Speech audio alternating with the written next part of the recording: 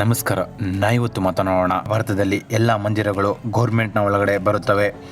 ಎಲ್ಲ ಮಸೀದಿ ಮತ್ತು ಮುಸ್ಲಿಂ ಸ್ಮಾರಕಗಳು ವಕ್ಫ್ ಒಳಗಡೆ ಬರುತ್ತವೆ. ಯಾಕೆ ಈ ಥರ? ವಕ್ಫ್ ಎಂದರೇನು ಎಂಬುದರ ಬಗ್ಗೆ ಸಂಕ್ಷಿಪ್ತವಾಗಿ ತಿಳಿದುಕೊಳ್ಳೋಣ. 1954ರಲ್ಲಿ ನೆಹರು ಅವರು ವಕ್ಫ್ ಆ್ಯಕ್ಟ್ ಪಾಸ್ ಮಾಡಿದರು. ಖಬರ್ಸ್ತಾನ್ ಮತ್ತು ಎಲ್ಲ ಮಸೀದಿಗಳು ವಕ್ಫಿನ ಒಳಗಡೆ ಬರುತ್ತವೆ. ಯಾರಾದರೂ ಸಾಮಾನ್ಯ ವ್ಯಕ್ತಿ ವಕ್ಫ್ಗೆ ದಾನ ಮಾಡಬಹುದು. ಈ ಒಂದು ಬೋರ್ಡ್ಗೆ ದಾನ ಮಾಡಿದ ಆಸ್ತಿ ಅಲ್ಲಾಹನ ಹೆಸರಿನ ಮೇಲೆ ಇರುತ್ತದೆ ಮತ್ತು ಈ ಆಸ್ತಿಯ ಮೇಲೆ ತಮ್ಮ ವೈಯಕ್ತಿಕ ಜವಾಬ್ದಾರಿ ಮುಗಿದು ಹೋಗಿರುತ್ತದೆ.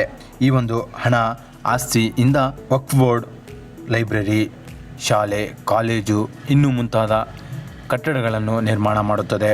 85ನೇ ಸೆಕ್ಷನ್ನಲ್ಲಿ ವಕ್ಫಿನಲ್ಲಿರುವ ಎಲ್ಲ ಆಸ್ತಿಯು ಅದರಲ್ಲೇ ಇರುತ್ತದೆ ಎಂದು ಕೂಡ ಹೇಳಬಹುದು. Civil court, high court, supreme court ತನಕ ಹೋಗೋಕ್ಕೆ ಬರುವುದಿಲ್ಲ. ನೀವು ಇದರ ಬಗ್ಗೆ ಕೇಸ್ ಗೆಲ್ಲಬೇಕು ಎಂದರೆ ವಕ್ಫ್ ಬೋರ್ಡ್ನಲ್ಲೇ ಗೆಲ್ಲಬೇಕು.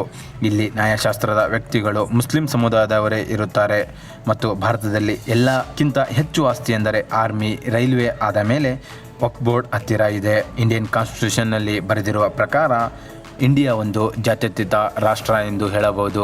ಈ ಒಂದು ವಿಡಿಯೋ ಇಷ್ಟವಾದರೆ ಲೈಕ್ ಮಾಡಿ, ಶೇರ್ ಮಾಡಿ, ಕಮೆಂಟ್ ಮಾಡಿ ಎಂದು ಹೇಳುತ್ತೇನೆ.